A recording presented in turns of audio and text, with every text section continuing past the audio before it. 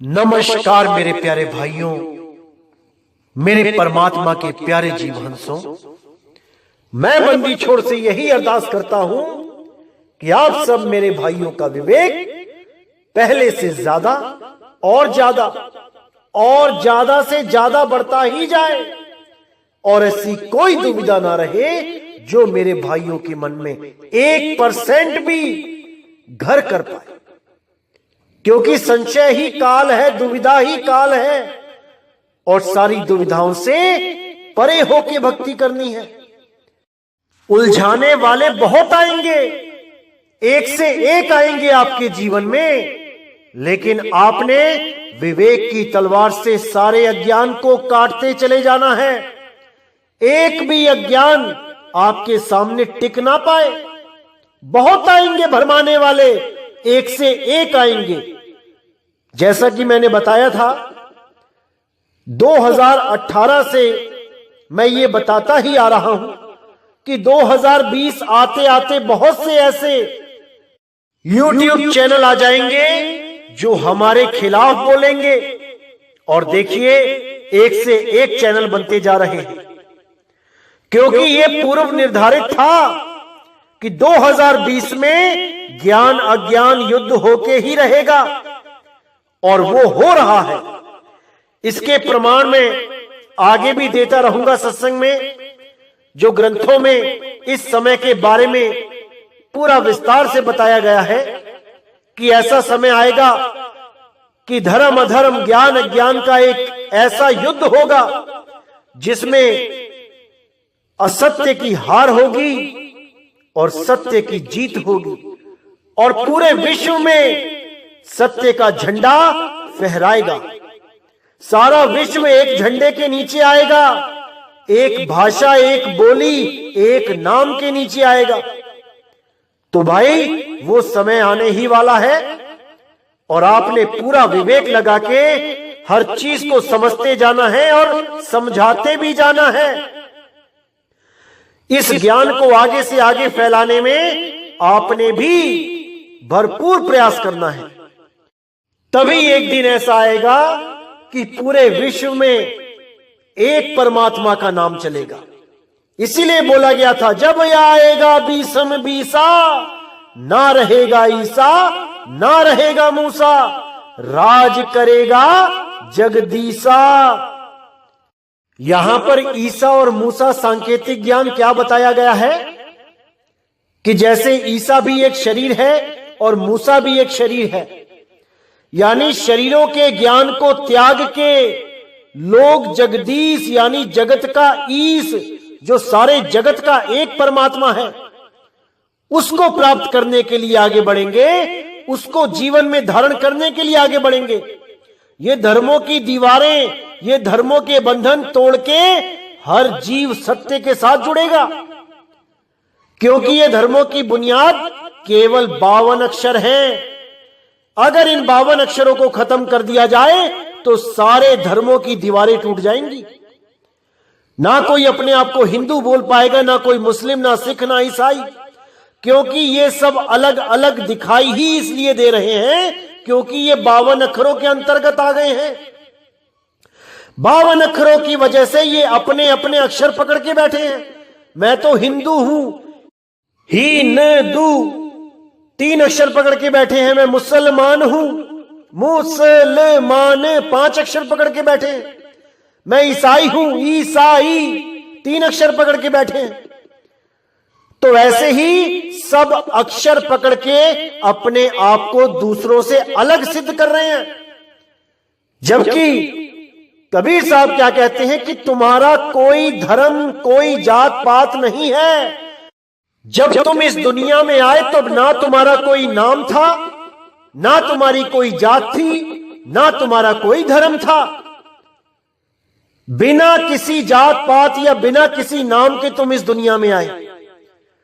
तुम्हारा नाम रख दिया गया क्योंकि 52 अक्षरों का खेल यहां पे तुम्हारे पैदा होने से पहले ही चल रहा है। अगर ये 52 अक्षर ना होते तो तुम्हारा कोई नाम ही ना रखा गया होता। जैसे जंगल में शेर चीता पैदा होते हैं कोई हिरन पैदा होता है, भालू पैदा होता है, उसका कोई नाम नहीं होता। इसी प्रकार आपका भी कोई नाम नहीं, कोई धर्म नहीं, कोई जात नहीं, उसका नाम नहीं। ये सारे नाम, ये सारी जात पात के नाम, ये सब कुछ तब रखा गया है क्योंकि 52 अक्षर चल रहे हैं इस दुनिया में। तो इन 52 अक्षरों से आगे की सोच रखने वाले जितने भी जीव हैं, केवल वही उस मालिक तक पहुंच सकते हैं जो नी अक्षर है, वरना बाकी सारे के सारे इन अक्षरों में ही उलझ के रह जाएंगे। कोई राम राम जपता रह जाएगा, कोई अल्लाहू अल्लाहू करता रह जाएगा, कोई वाहेगुरु वाहेगुरु करेगा, कोई हालेलुया करता रह जाएगा, सब यही रह जाएंगे। पार कौन होगा? जो इन 52 अक्षरों के भेद को समझ के इनसे न्यारा हो जाएगा, केवल वही पार होगा। अन्यथा सबके सब यही इसी दुनिया में बार बार पैदा होते रहेंगे, बार बार मरते रहेंगे, कोई मुक्त नहीं हो पाएगा, कोई नहीं। तो आज जो हम सत्संग करने जा रहे हैं, बहुत ज्यादा इंपॉर्टेंट सत्संग है। पूरा विवेक लगाना है, पूरा विचार करना है, एक एक चीज को समझना है। क्योंकि अगर आपने ये समझ लिया तो समझ जाना कि 99% कंफ्यूजन आपकी खत्म हो जाएगी। क्योंकि बहुत से ऐसे लोग आपके जीवन में आते हैं जिनको स्वयं तो पूर्ण ज्ञान होता नहीं है और अपने अधूरे ज्ञान के चलते आपको भी भ्रमित करने में कोई कसर नहीं छोड़ते। ऐसे ही आजकल कुछ लोग भ्रमित कर रहे हैं कि मदन साहिब का जो पंथ है, जो यथार्थ कबीर पंथ है, जो असली कबीर पंथ है, वो कपाल योग, कपाल क्रिया, पता नहीं क्या क्या बोल के लोगों को भ्रमित कर रहे हैं कि मदन साहिब के पंथ में कपाल क्रिया कराई जाती है, कपाल योग कराया जाता है। अब हंसी भी आती है और दया भी आती है उन लोगों के ऊपर, क्योंकि ये सब मैंने बहुत पहले ही क्लियर कर दिया था, लेकिन वो लोग नहीं समझ पाए। तो आज मैं दोबारा क्लियर कर देता हूं कि क्या होती है कपाल क्रिया, क्या होता है कपाल योग, क्या होती है कपाल भाती। तो सबसे पहले मैं कपाल भाती के बारे में बता देता हूं। कपाल भाती एक प्रकार का प्राण योग है जो आप YouTube पे भी सर्च कर सकते हैं, और बहुत से योग सिखाने वाले बाबा टेलीविजन में भी आते हैं और आपको कपाल भाती का पूरा अभ्यास कराते हैं। इसके द्वारा क्या होता है, हमारे शरीर में जो प्राण वायु की जो एनर्जी है, उस एनर्जी के द्वारा हम अपने शरीर के बहुत से अंगों में प्रैक्टिस करके उनको ठीक कर सकते हैं। कोई बीमारी हो, पेट की हो, कमर की हो, छाती की हो, सांसों की हो, वो काफी बीमारियां कपाल भाती से खत्म हो जाती हैं। उसके बाद जो कपाल क्रिया है वो क्या होती है, उसको अच्छी तरह समझ लें आप लोग। जब हिंदू धर्म में किसी भी व्यक्ति की मौत हो जाती है और जब उसको जलाने के लिए चिता पे रख दिया जाता है, तो उसके सिर पे घी लगाया जाता है ताकि उसका सर नरम हो जाए, और जब अग्नि दे दी जाती है उसके कुछ समय के बाद उसके सिर पे डंडे से प्रहार किया जाता है। डंडा सिर में मार के उसकी खोपड़ी फोड़ दी जाती है। इसको कपाल क्रिया कहते हैं। इसके पीछे भी बहुत गुप्त भेद है, लेकिन जो लोग नहीं जानते हैं वो अच्छी तरह समझ ले कि ये प्रक्रिया क्यों होती है। अब कुछ लोगों ने इसके पीछे के गहरे राज को नहीं जाना और ये एक कुप्रथा घोषित कर दी कि इसका मतलब होता है कि आज से तेरा मेरा रिश्ता खत्म। जैसे सिख समाज में अब ये क्रिया नहीं होती, कोई अपने माँ या बाप को डंडा नहीं मारता सिर में, क्योंकि वो लोग सोचते हैं कि ऐसा करने से रिश्ता खत्म करने की बात की जा रही है, कि आज से तुम मेरे पिता नहीं, मैं तुम्हारा पुत्र नहीं, या तुम मेरी माता नहीं, मैं तुम्हारा बेटा नहीं। ऐसा बिल्कुल नहीं है भाई। कपाल क्रिया इसलिए की जाती है क्योंकि हिंदू धर्म का मानना है कि जब तक सिर को फोड़ के, ब्रह्मरंध्र को तोड़ के कोई जीव इस देह को नहीं त्यागेगा, तब तक उसको मुक्ति नहीं मिलेगी। वो इसी जन्म मरण में भटकता रहेगा।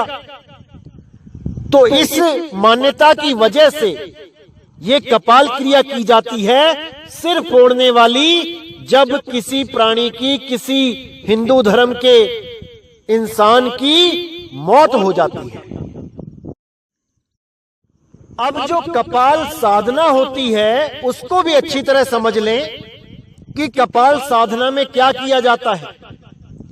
असल में कपाल साधना प्राण योग का ही एक हिस्सा है। कपाल साधना में क्या किया जाता है, क्योंकि YouTube पे आपको पूरी जानकारी नहीं मिलती है। अगर आप YouTube पे देखेंगे तो पूरी जानकारी नहीं मिल रही है, क्योंकि जो लोग ये वीडियोस बनाते हैं ये कोई साधक नहीं होते। ये केवल इधर उधर से इंफॉर्मेशन इकट्ठी करके एक वीडियो बना के आपके सामने अधूरी जानकारी रख देते हैं। असल में कपाल साधना क्या होती है मैं आपको बताता हूं, और बहुत अच्छी तरह आपको समझ में आएगा। कपाल साधना में साधक आराम से बैठता है चौकड़ी मार के और अपने आंखों को बंद कर लेता है। आंखें खोल के कपाल साधना नहीं की जाती। वो आंखों को बंद करके अपने प्राणों की गति को सामान्य करता है और अपने प्राणों को बिल्कुल सहज करके अंतर में चढ़ाई करना शुरू करता है, और धीरे धीरे धीरे इंगला पिंगला सुषुम्ना से होता हुआ ब्रह्मरंध्र तक पहुंचता है, जहां पे 10वां द्वार बताया गया है कि 10वां द्वार ब्रह्मरंध्र ठिकाना है। वहां पर पहुंच के उसकी आखिरी मंजिल यही होती है।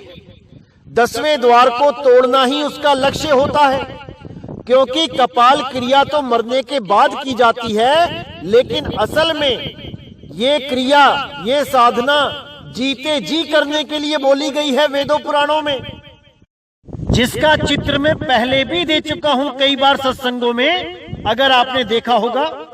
नहीं तो मैं दोबारा दिखा दूंगा कि क्या होती है कपाल साधना, कैसे ब्रह्मरंध्र को तोड़ के एक योगी अपने शरीर का त्याग करता है। इसी को 10वें द्वार की साधना भी बोला जाता है, जिसके लिए कबीर साहब ने बोला था, रारंकार खेचरी मुद्रा 10वां द्वार ठिकाना, ब्रह्मा विष्णु महेश्वर तीनों रारंकार पहचाना। 10वें द्वार के नीचे ब्रह्मरंध्र में रारंकार की धुन हो रही है। उसी धुन को 10वें द्वार पर ब्रह्मा विष्णु और महेश जी के द्वारा सारी उम्र सुना गया। सारी उम्र यही साधना करते हुए बिता दी और कपाल को तोड़ के अपने दिव्य लोकों में चले गए। इसलिए बहुत से लोग कंफ्यूज हो जाते हैं कि शायद मदन साहिब के पंथ में भी यही साधना करवाई जा रही है। बिल्कुल नहीं, क्योंकि केवल एक दोहा दिखा के आपको बार बार भ्रमित किया जाता है कि देखो 10वें द्वार की बात कर रहे हैं मदन साहिब के ग्रंथ। कौन सा दोहा दिखाया जाता है?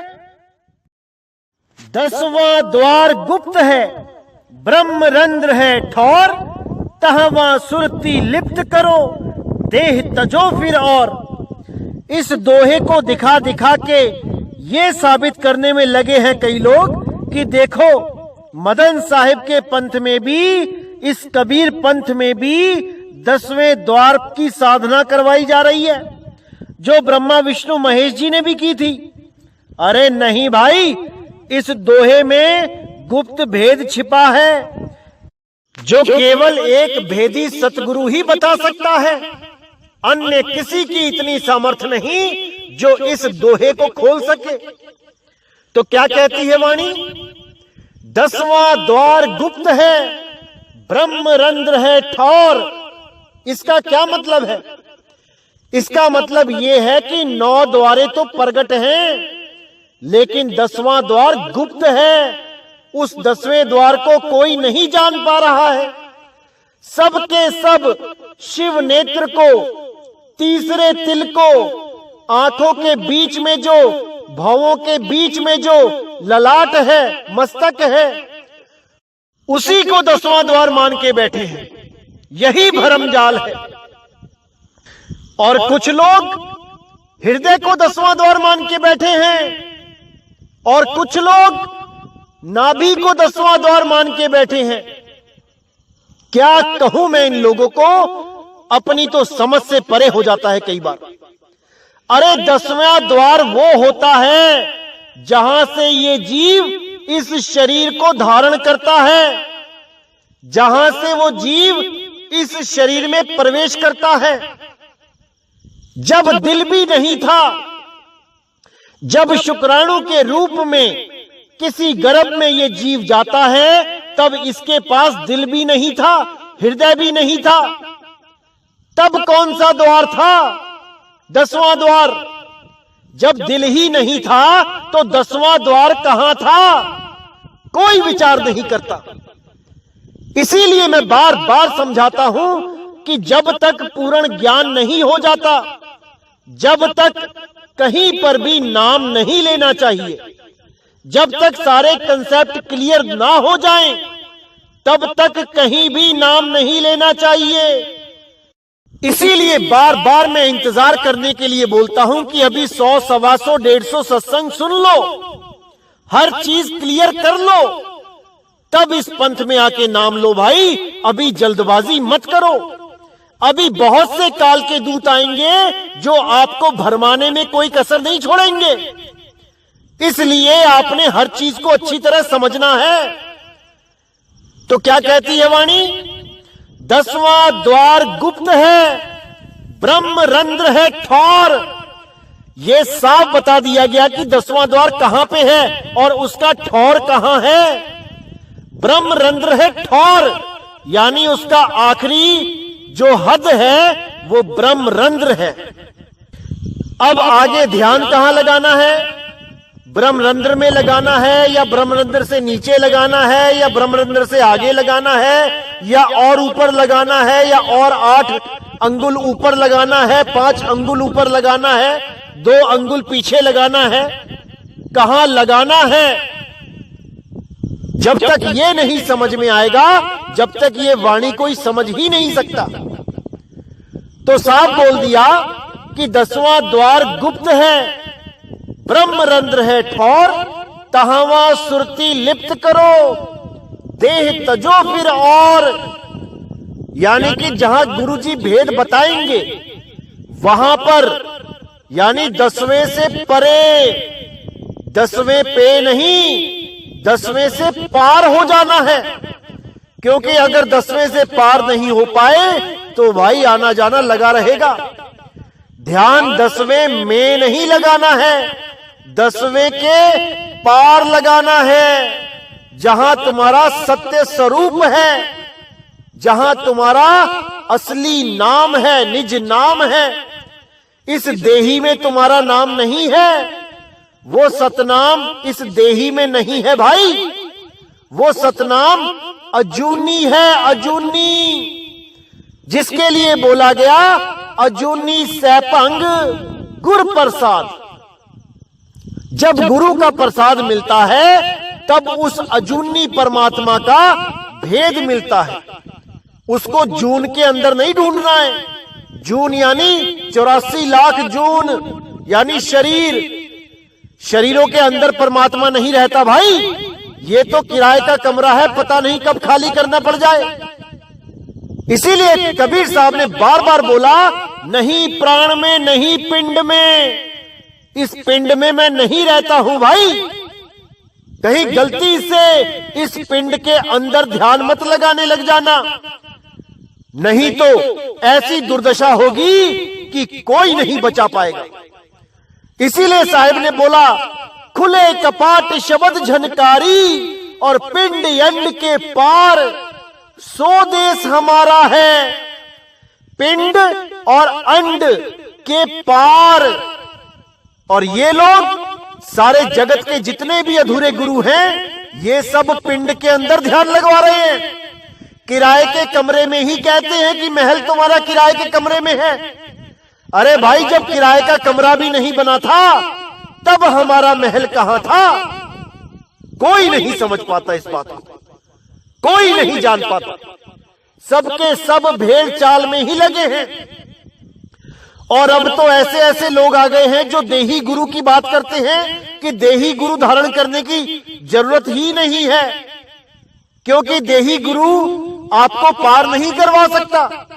बिल्कुल सही बात है, देही गुरु आपको पार नहीं करवा पाएगा, क्योंकि पार आपने स्वयं होना है। देही गुरु तो केवल आपका सही मार्गदर्शन करता है। उसी सही मार्गदर्शन करने वाले को संत कहा जाता है। और आजकल तो ऐसा भ्रम फैलाया जा रहा है कि लोगों को संत नाम से ही नफरत कराई जा रही है। ये बोला जा रहा है कि कोई आदमी यानी देही गुरु संत हो ही नहीं सकता। ऐसा भ्रमित किया जा रहा है। ये बताया जा रहा है कि संत तो आत्मा होती है, संत तो परमात्मा होता है। और कबीर साहब क्या कहते हैं गुरु ग्रंथ साहिब में? संत मुए क्या रोइए जो अपने ग्रह को जाए, रोवो साकट बापुरा जो हाटो हाट बिकाए। कि अगर कोई संत यानी जो देही गुरु है, जब वो अपनी देह को छोड़ता है तो उसकी मौत पे यानी उसके शरीर की मौत पे रोना नहीं चाहिए। संत मुए क्या रोइए जो अपने ग्रह को जाए, जो अपने घर को जा रहा है उसके जाने पर तुम क्यों रोते हो? रोवो साकट बापुरा जो हाटो हाट बिकाए। उन लोगों पे रो भाई जिन्होंने कभी गुरु धारण नहीं किया, जो देही गुरु के नाम से भी नफरत करते हैं कि देही गुरु तो कोई हो ही नहीं सकता। अरे भाई, कबीर साहब ने उसको संत की उपाधि दी है कि संत मुए क्या रोइए। अगर तुम्हारी आत्मा ही संत है या परमात्मा ही संत है तो यहां पे संत तो मुआ है, मर गया है। तो यानी तुम्हारा परमात्मा भी मर जाता है क्या? साफ बोला है, संत मुए क्या रोइए, यानी उस देही गुरु के शरीर छोड़ने पर क्यों रोते हो? अरे वो ज्ञानी पुरुष है, वो जानता है कि मैंने कहां जाना है। वो तुम्हारी तरह 84 में धक्के नहीं खाएगा, हाटो हाट बिकाए। कभी मुर्गा बन के कभी बकरा बन के दुकानों पे काट काट के बेचा नहीं जाएगा उसके तन को। वो अपने घर को सही सलामत पहुंच जाएगा, क्योंकि वो भेदी है। उसके पास भेद है कि इस शरीर को छोड़ने के बाद कहां समाना है। इसीलिए साहिब ने बार बार बोला कि सुरत समाए शब्द में वाको काल न खाए। और वो शब्द देही में नहीं है भाई, वो विदेही है। वो 10वें द्वार के पार की बातें हैं, आर की बातें नहीं है। ये हृदय नाभि ये सब ये देही ज्ञान है, विदेही ज्ञान नहीं है। ये एक चीज आपको बहुत अच्छी तरह समझ में आ जानी चाहिए, तभी सारे कंसेप्ट क्लियर होंगे कि एक प्राण योगी हठ योगी और एक सहज योगी जो सहज अवस्था को प्राप्त होता है, इन दोनों में क्या फर्क होता है? ये दोनों ही 10वें द्वार से निकलते हैं, इसमें कोई दो राय नहीं है। क्योंकि शरीर से निकलने के यही 10 द्वार हैं, चाहे कोई भी हो इन्हीं 10 द्वारों से ही निकलेगा। 9 द्वारे संसार सब 10वें योगी साध, एकादश खिड़की बनी जानत संत सुजान। अब जब 10वें द्वार से निकलते हैं दोनों, तो अलग क्या है उन दोनों में, इस पे विचार करना पड़ेगा। उदाहरण के लिए आपको बताता हूं मैं, जैसे एक कैदी जेल में है और दूसरा कैदी भी जेल में है, और दोनों जेल का दरवाजा भी एक है बाहर निकलने के लिए। अब दोनों के केस लगे हुए थे और एक को तो सजा हो गई बड़ी जेल में जाने के लिए, और एक के वकील ने उसको बाइज्जत बरी करवा दिया। अब दोनों ही एक ही दरवाजे से निकलेंगे, लेकिन उनको ले जाने वाली गाड़ियां अलग अलग होंगी और वो अलग अलग दिशाओं में चले जाएंगे। जेल के दरवाजे से बाहर निकलकर ही एक रास्ता उसके घर के लिए जाता है और जेल के दरवाजे से मेन गेट से निकलकर ही एक रास्ता बड़ी जेल की तरफ जाता है। तो देखने वालों को यह लगेगा कि देखो दोनों ही एक ही दरवाजे से जा रहे हैं, लेकिन जो भेद को जानता है कि कौन बड़ी जेल में जा रहा है और कौन अपने घर में जा रहा है, वो हर चीज समझता है। इसी प्रकार मैं बार बार बताता हूं कि कपाल क्रिया क्या होती है उसको अच्छी तरह समझ लो, और सहज योग क्या होता है उसको अच्छी तरह समझ लो। कपाल क्रिया 10वें द्वार के नीचे की बात है भाई, और 10वें द्वार को तोड़ के निकलना होता है ऊपर के लोकों में। और सहज क्रिया क्या होती है, सहज अवस्था क्या होती है, अपने मूल में समा जाना, अपने निज स्वरूप को प्राप्त कर लेना, उसके बाद ना कहीं जाना ना कहीं आना, आपे में आप समाना। यहीं पर सृष्टि का अंत हो जाता है। अगर सृष्टि का अंत नहीं हो पाया तो भाई दोबारा आना पड़ेगा। तो इसको अच्छी तरह समझना पड़ेगा आपको। तो इसलिए मेरे भाइयों अच्छी तरह समझना है, पूरा विवेक लगाना है, और आने वाले सत्संगों में मैं पूरा क्लियर करता जाऊंगा कि कबीर साहब ने हृदय के बारे में, दिल के बारे में क्या क्या बोला है। जो आपको भ्रमित करते हैं अब और नहीं कर पाएंगे। तो आज का सत्संग मैं यही समाप्त करता हूं और उम्मीद करता हूं कि कपाल योग, कपाल साधना, कपाल भाती से हमारा सहज योग किस प्रकार भिन्न है ये आपको आज समझ में आ गया होगा। अगर अभी भी नहीं समझ में आया है तो आप मुझसे कांटेक्ट कर सकते हैं, आपको हर चीज समझा दी जाएगी। तो इसी के साथ मेरे भाइयों मुझे विदा करें। जय गुरु बंदी छोड़ वैराग साहिब, जय गुरु बंदी छोड़ साधु शरण साहिब, जय गुरु बंदी छोड़ बाबा नानक साहिब, बाबा अंगद देव साहिब, बाबा रविदास साहिब, बाबा धर्मदास जी, पलटू जी, भीखा जी, मेरे सभी संत। जय जय सतगुरु बंदी छोड़ सतगुरु सत्य कबीर साहिब की सदा ही जय हो, सदा ही जय हो। मेरे मालिक की साहिब बंदगी सतना।